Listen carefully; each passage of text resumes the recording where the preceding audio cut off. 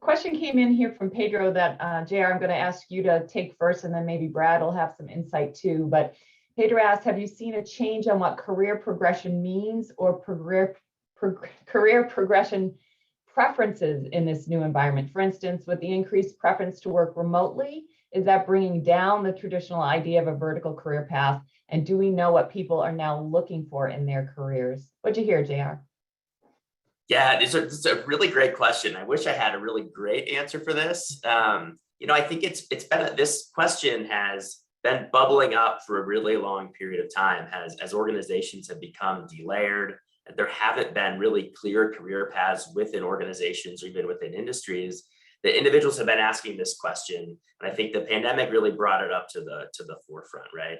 And part of it is, if jobs were eliminated, are they going to come back, right? Am I going to be able to continue to work from home, or am I going to have to work from home if I want to come in the office? I think it's forced workers to reconsider what they want out of their career.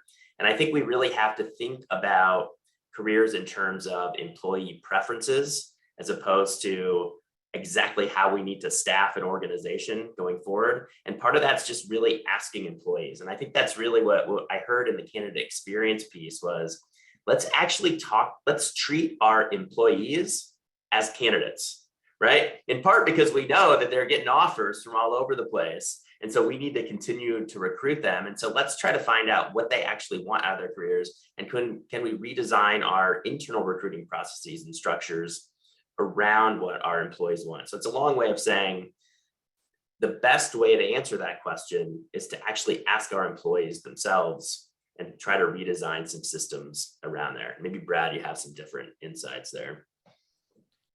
I would agree with all that, JR. I just wanted to share, I did a research project with a company several years back that had a very large remote work population with about 40% of their employees worked entirely remote full time.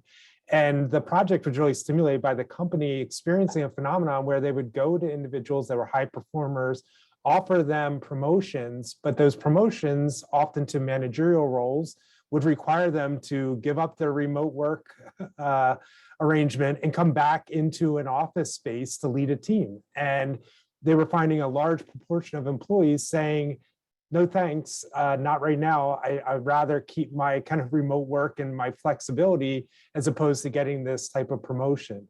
And as we kind of help them dig into it, what was interesting is you might think it was driven by some of the things we often think about as driving flexibility, such as caregiving responsibilities, childcare, elder care.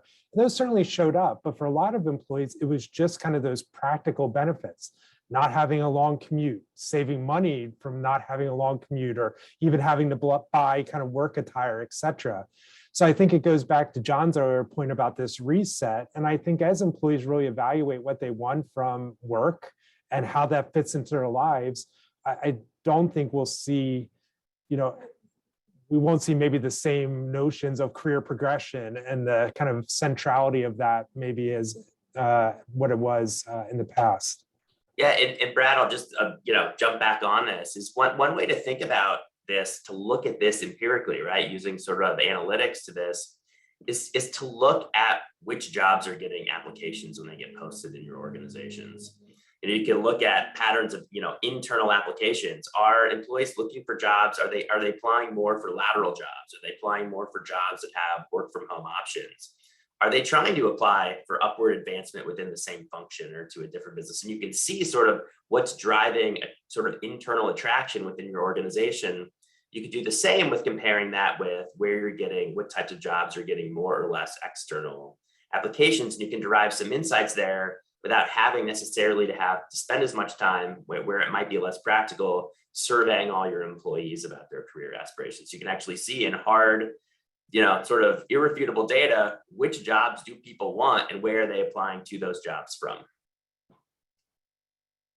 And the other thing I've heard in a recent working group I did on HR for HR is move away from vertical career paths to key experiences, right? And having people think about what are the building blocks from the experiences they need to get over time to move through the organization versus that vertical career path. And that's a big shift, I think, many companies are trying to do, but are finding it, difficult to do in, in these flatter structures. So